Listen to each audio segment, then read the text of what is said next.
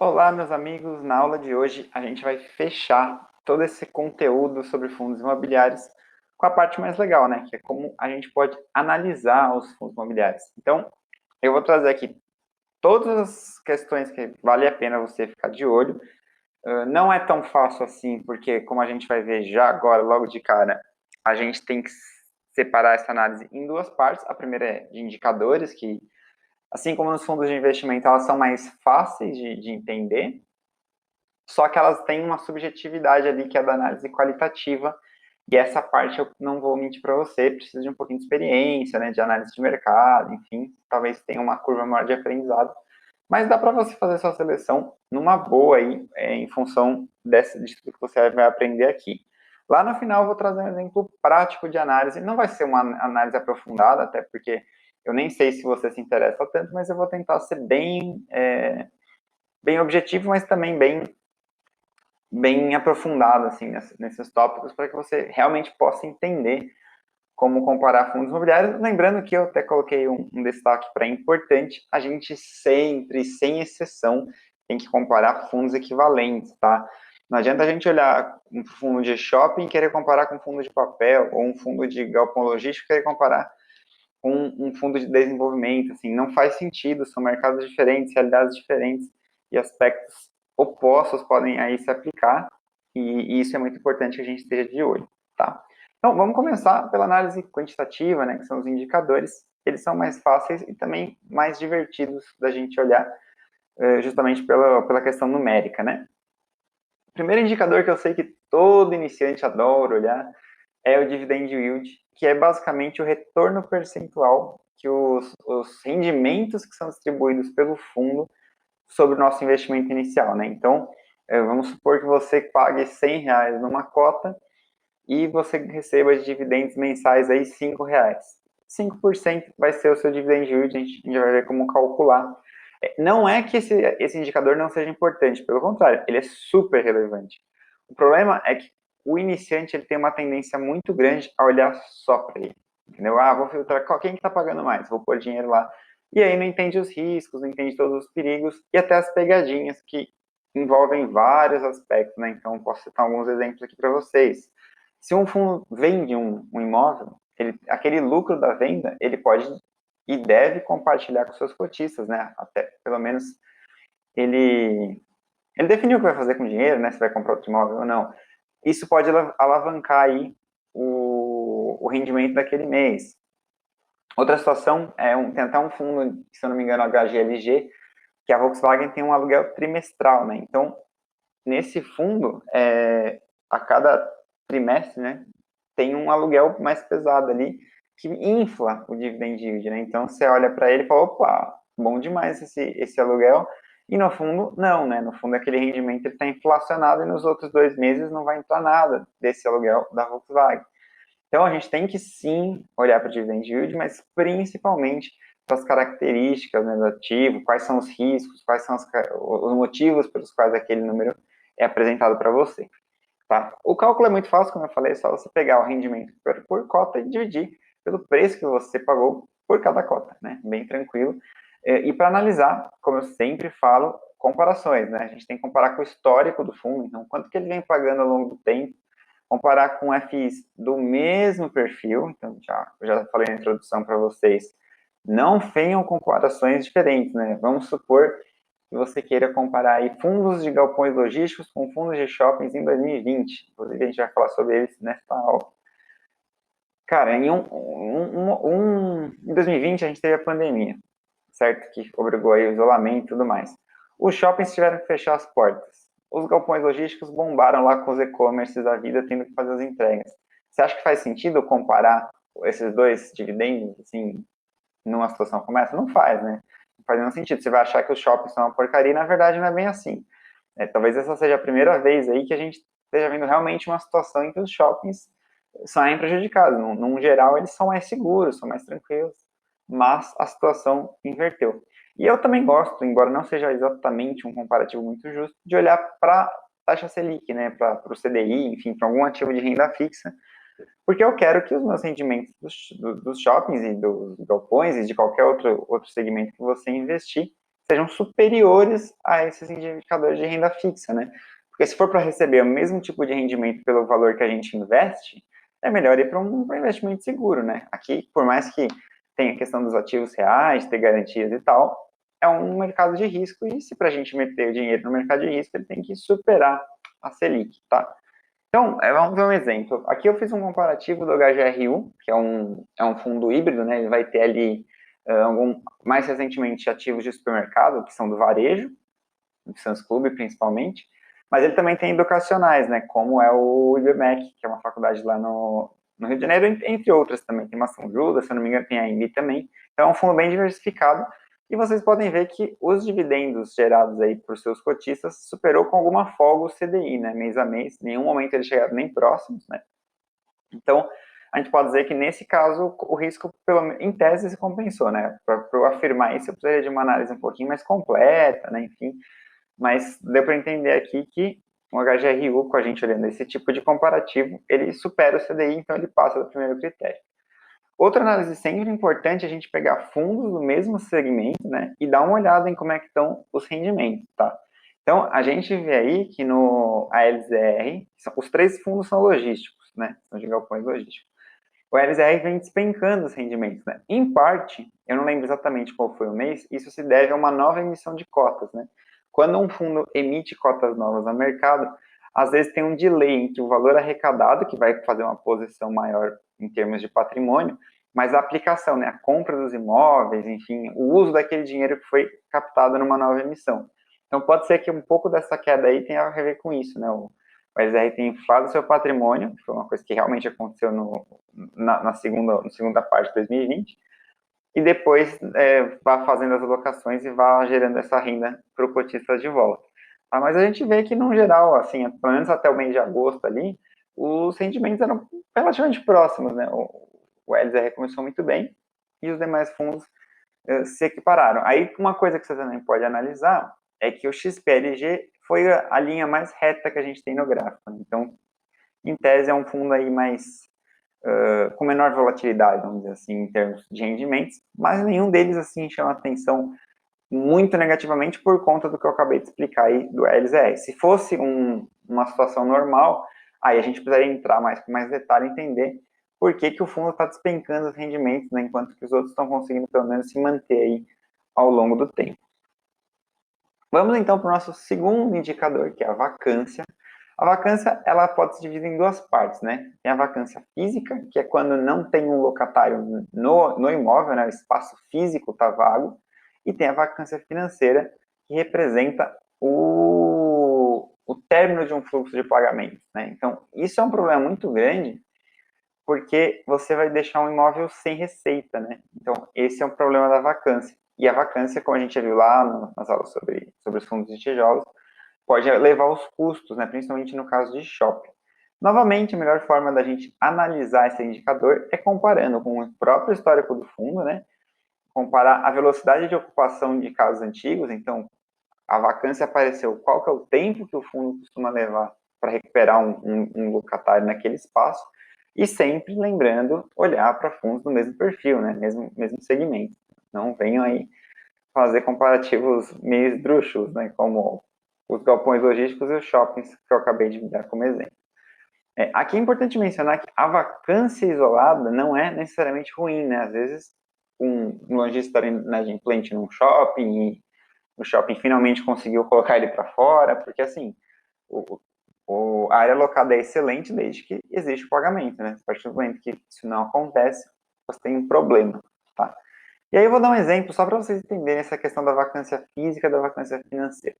Vamos imaginar que a gente tem dois locatários, os dois ocupam a mesma área, né, 5 andares cada um, de um prédio comercial qualquer. Só que o locatário A tem um aluguel de 20 mil e o locatário B um aluguel de 30 mil. Esse cara que paga 20 mil, no dia 30 de junho resolveu sair. Então ele vai pagar uma multa aí de 3 aluguéis. Como que ficaria, no caso, a vacância? Exatamente como vocês estão vendo na tela, né? Até junho, os dois estão locados, os dois estão pagando, show. Então a gente não tem nenhum tipo de vacância. A partir de julho, tem aqueles 3 meses da multa, né? Então a vacância física já aparece aí com 50%, que é que são os 5 andares que ele ocupava no espaço, mas vejam que não tem vacância financeira ainda, porque essa receita ainda está entrando, né? Esses 3 meses de multa fazem um fluxo recorrente. Já a partir de outubro, aí sim a gente tem a vacância, tanto física quanto financeira, que é a perda de rentabilidade desse fundo, desse espaço. Então, isso já passa a ser preocupante, né? Então, como a gente vai fazer essa análise? Em relação ao próprio histórico, em relação aos pares, e em relação aí à capacidade de reposicionamento do ativo, beleza? E aqui um exemplo real, né, que esse exemplo que eu dei foi fictício, mas retirado do KNRI, que é um fundo híbrido, então ele vai ter tantos ativos de escritório como alguns logísticos. E é um fundo bem popular assim no mercado de fundos imobiliários, e ele já te apresenta a evolução da vacância física e financeira, né? Então a gente vê aí as duas questões de acordo com o que o fundo divulga, e aqui na parte direita da tela vocês vão ver que tem também uma certificação por segmento, né? Então a gente já consegue identificar que o grande problema aí do KNRI são os escritórios no Rio de Janeiro, né? Eles representam mais da metade aí do problema financeiro do fundo. Isso é um ponto para vocês ficarem de olho. Terceiro indicador, né? Preço sobre valor patrimonial. Esse é facinho de entender e facinho de calcular. Inclusive, muitas ferramentas, eu vou deixar algumas na descrição aqui para você poder conhecer, elas já fazem isso para a gente automaticamente. E eles também são muito amados pelos iniciantes, né? Gostam bastante dessa ferramenta. Eu também gosto de dar uma olhada, é um indicador relevante sim. Que você vai fazer o seguinte, dividir o preço do valor de mercado, né? Quanto que a cota está sendo negociada entre os investidores, pelo valor patrimonial referente àquela cota. Como a gente acha isso? Todo relatório tem o valor patrimonial do fundo, é só você dividir pelo total de cotas que estão emitidas no mercado, né? Vamos a um exemplo, pegando o LZR, um exemplo real também.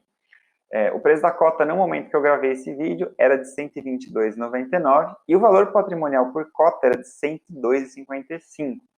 Dividindo um pelo outro, a gente entende que chegou aí a 1,1993. Para quem curte aí exatas e tem alguma afinidade com números, já sabe que isso significa que o valor da cota está 19,9% acima do valor patrimonial, tá? Aqui cabe uma ressalva.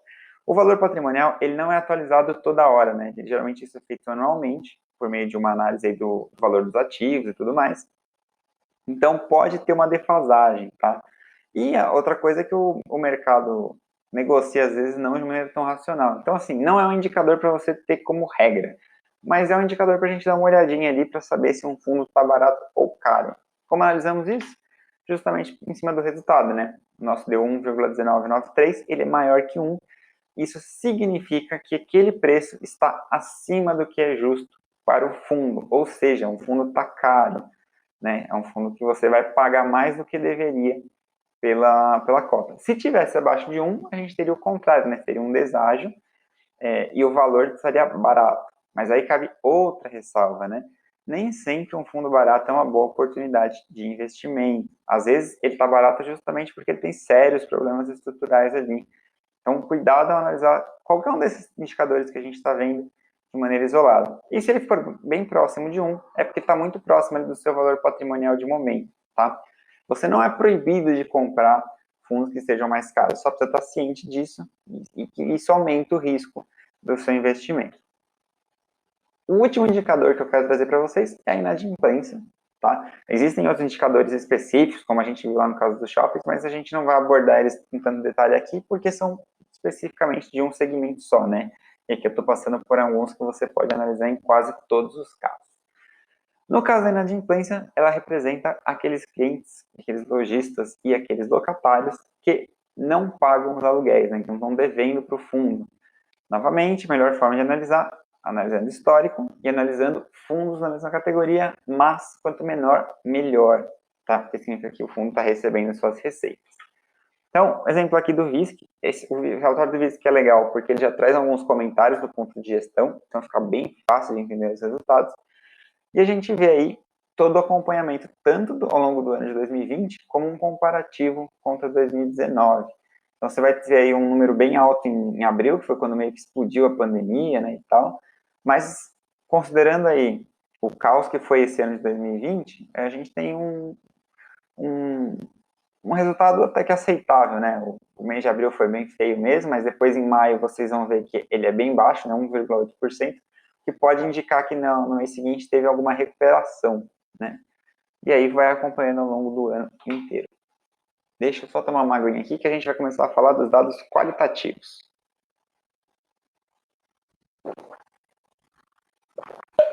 A análise qualitativa, ela parte de uma certa subjetividade. Então, você vai fazer uma análise mais completa. Geralmente, eu gosto de olhar os indicadores para a gente fazer um filtro inicial do fundo, né? Então, dá uma olhada em como ele está. Mas o que realmente vai fazer a gente investir ou não é essa parte que é a análise qualitativa, que é muito mais importante do que os indicadores, até porque, como eu já falei para vocês, às vezes os números estão um pouco maquiados ali com alguma receita não recorrente, algum calote que algum cliente que abaixou os rendimentos, mas é uma coisa pontual, foi um problema de pagamento do sistema, enfim. Agora, quando a gente olha para as análises qualitativas, fica muito mais fácil fazer o nosso filtro. Primeiro ponto que você tem que olhar, gestão, né? Quem é a gestora? Ela é uma gestora conhecida no mercado, ela tem outros fundos imobiliários, quais são os resultados históricos que ela tem, né? O fundo patina, o fundo dá bons resultados, enfim, como que funciona isso?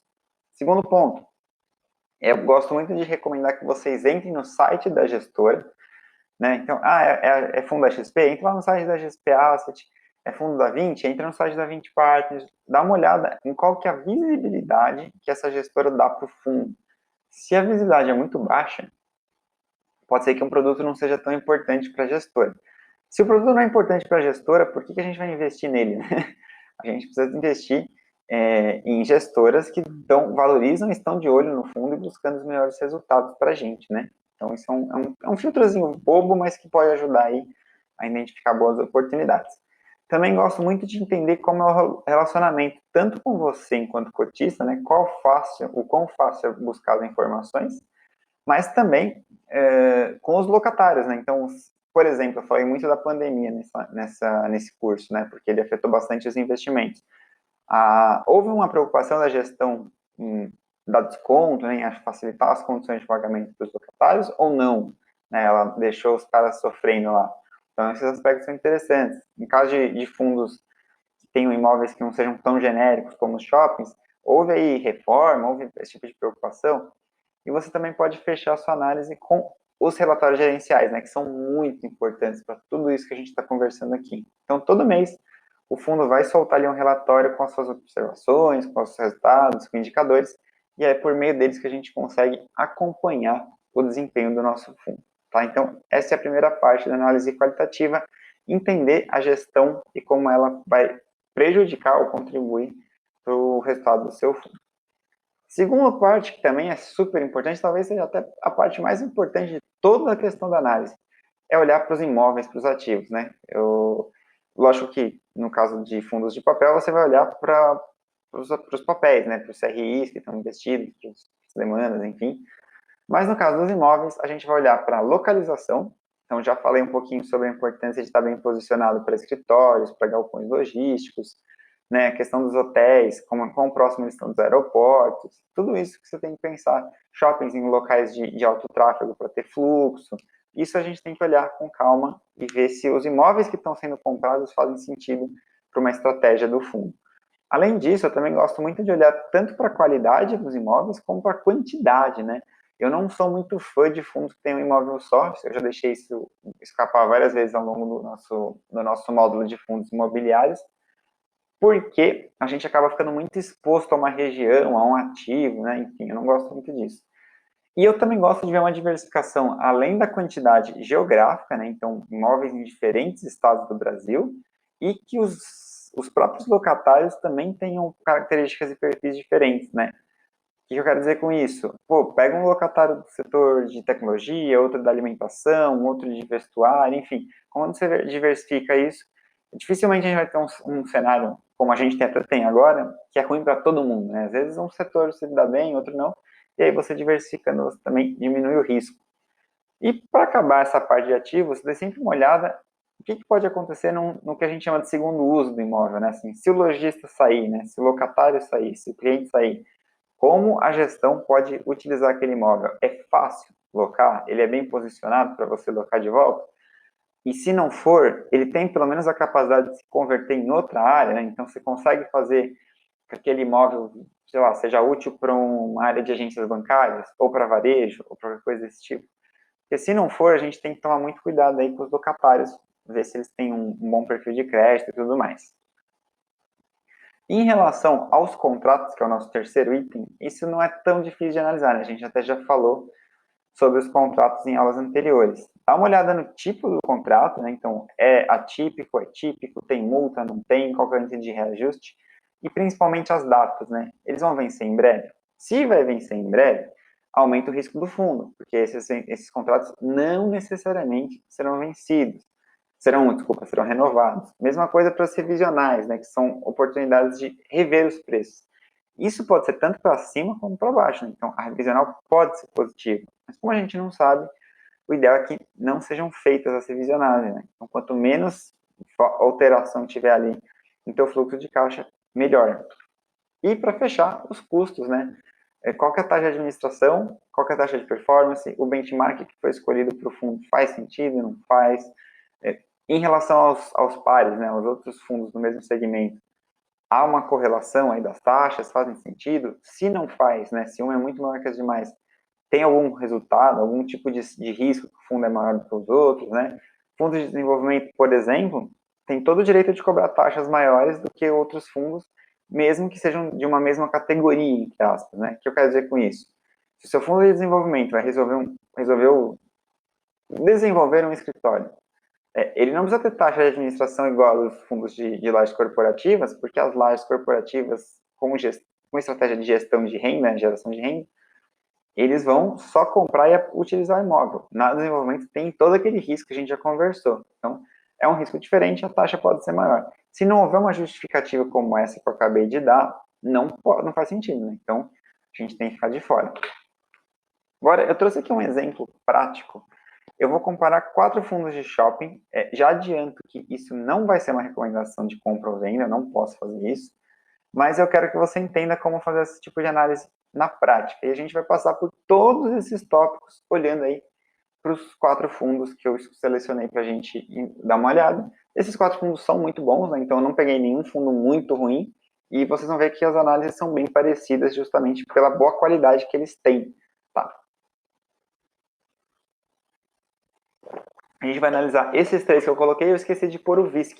Tá? Eu também coloquei o fundo da 20. São todos fundos de shopping e fundos de shoppings diversificados. Né? Então, eles têm mais de um shopping em carteira, eles estão em diferentes estados, eles têm muitos lojistas e eles são bem seguros aí para o investidor iniciante. Até por isso que eu peguei eles. Caso alguém invente de seguir alguma das recomendações aqui só porque eu estou falando na aula, pelo menos você vai ter um bom fundo aí em mãos e um fundo com baixo risco. Primeiro critério, então, dividend yield, como que os fundos estão pagando. Já adianto para vocês que, como essa é uma análise sobre 2020, toda ela vai estar impactada pela pandemia, né? Shoppings fechados por muito tempo. E a gente já vê aí, só nesse gráfico, que as estratégias foram diferentes, né? O XPMOLs, desde que a pandemia começou a aparecer, ele já quis se proteger, né? Então, ele já zerou ali a renda, segurou os rendimentos um pouquinho, em caráter exclusivo, emitiu lá suas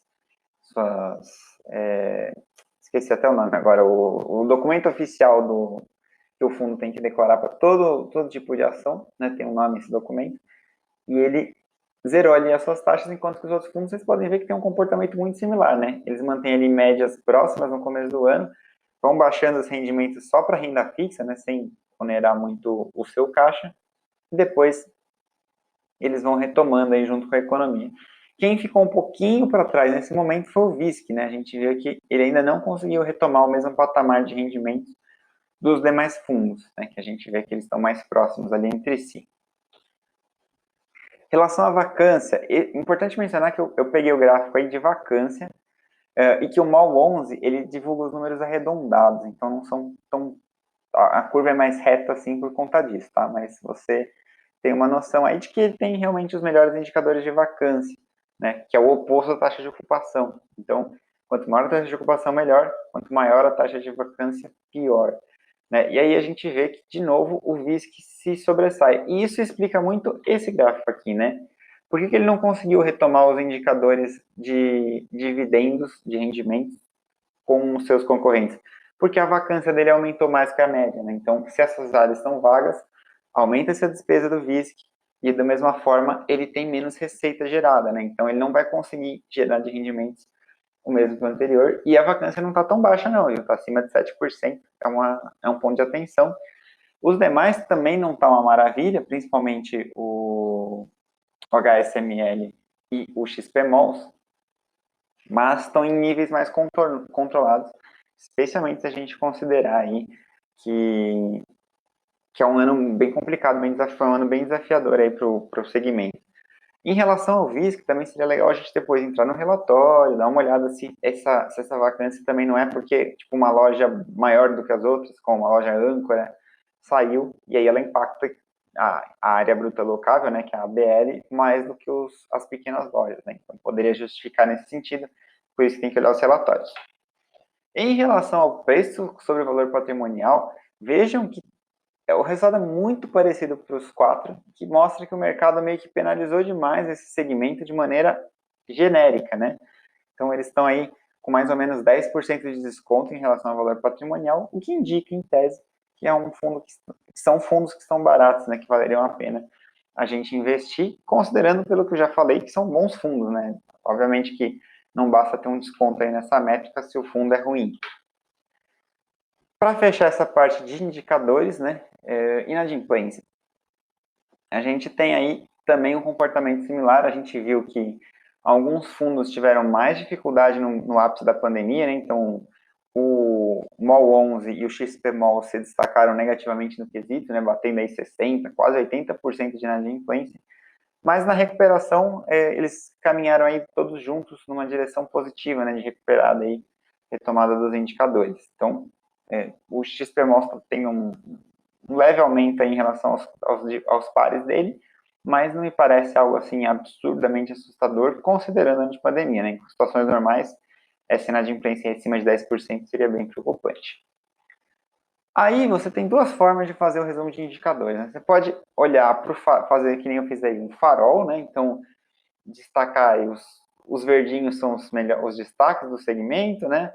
Os amarelos, que está na média, ou os vermelhinhos, que são os pontos negativos, né? Então, destaquei negativamente a inadimplência do MOL 11, a vacância do VISC 11, que está acima da média, como a gente viu, e a inadimplência também do XPMOL, mas por esse finalzinho também, que está um pouco acima dos pares, né? Não quer dizer que são resultados horrorosos, mas a gente está fazendo um comparativo. Então, entre esses resultados, a gente tem esse gráfico. A outra forma de fazer, que eu até gosto mais, é a gente colocar notas, né? A gente tem de 0 a 5, ou de 0 a 10, enfim, isso é muito pessoal. Você poderia até atribuir pesos, né? Dar mais peso para um indicador em relação ao outro e somar a pontuação e dar as maiores notas são as melhores nesse caso, né? Então, nessa parte de indicadores, eu achei tudo bem parelho, né? Bem equilibrado. Então, a gente tem um VISC um pouquinho penalizado por conta dos rendimentos e da vacância, que está um pouco pior do que os demais, mas também nada absurdo. Né? Então, aqui não dá para chegar em nada conclusivo e eu não excluiria nenhum fundo da nossa análise nesse momento. Em relação à gestão, eu fiz já o processo, eu não vou ficar saindo aqui da apresentação, porque a gente demoraria muito tempo de olhar os sites, mas você fica convidado aí a fazer o exercício e ver se você concorda com a minha avaliação, né? Em relação ao histórico, a HSI Hemisfério, que é a gestora do HSML, não é uma gestora ruim, tá? É uma gestora boa, mas ela é menor do que as demais. Então, para fazer essa análise, eu olhei tanto o histórico no mercado de fundos imobiliários, que a gente tem um destaque aí para a 20 e para a XP Asset, que é a corretora da XP. E além disso, eu também dei uma olhada aí no patrimônio total gerido, né? Então, as duas da direita se destacam por ter maior volume de capital. Em relação ao site, eu dei aquela olhada que eu dei da dica para vocês, né? Se há um destaque aí do fundo dentro do site, porque se a gestora não destacar, não sou eu que vou colocar o meu dinheiro, né? Então, na XP não é que o fundo não tenha visibilidade, mas pela maior quantidade também de fundos que eles possuem, é um pouco mais difícil de acessar a informação, não ter aquele destaque que seria, como é o caso da HSI, que não tem tantas opções para o investidor. O contato de todos os fundos é muito bom. Eu já conversei, já mandei e-mail para todos e eles respondem com rapidez e tal. E no caso dos relatórios, todos também são muito interessantes. Eu só penalizei um pouquinho o HSML, porque ele dá umas informações mais genéricas, né? Em vez de mostrar mês a mês, ele mostra acumulado, podia ter um pouquinho mais de detalhamento ali, né? Em termos de nota, vocês veem que eu consigo diferenciar um pouco melhor, né? Vamos olhar o relatório. Eu dei uma nota de 5 para o MOL 11 e 4 para os outros, né? Tirando o HSML que eu já critiquei no slide anterior. Por que eu fiz essa diferenciação? O MOL 11 faz uma estratificação melhor por shopping, né? Então você consegue ter resultados de cada shopping. Então, esse quadro por nota permite que a gente faça esse tipo de detalhamento aí dos nossos investimentos, tá? Então, olhando para as notas aqui, em termos de gestão, a gente tem gestões mais robustas aí no VISC e no XPMOLs. Eu penalizei um pouquinho mais o HSML nesse quesito, porque é um fundo com uma gestora um pouco menor do que as demais, o que não significa que é uma gestão ruim, né? Reforço para vocês. Esses quadros não é para falar que algo é bom ou ruim, necessariamente, mas sim que neste comparativo, olhando para esses pares, eu achei que existiam vantagens mais atrativas nesse momento para os da direita do que para o HSML. Em relação aos ativos, a gente tem que fazer toda aquela análise que eu já falei, né? Aqui, a gente vai ter uma certa dificuldade de diferenciar, porque são todos fundos de shopping, eles têm variedade de locatários, eles estão em estados diferentes, eles têm uma dificuldade de segundo uso, mas é fácil repor os lojistas, então dificilmente vai ser necessário o segundo uso. Então, assim, não tem tanta diferenciação nesse caso, tá? Então, as notas vão ser muito similares, como vocês vão ver. Destaque de novo para o VISC e para o XPMOLs, que, na minha opinião, tem ativos com um pouquinho mais de qualidade do que os seus concorrentes, né? Mas, dos seus concorrentes nessa análise, né? São apenas fundos de shopping, não necessariamente você precisa escolher entre um ou outro. Você pode até investir nos 4, né? Se você gostar deles.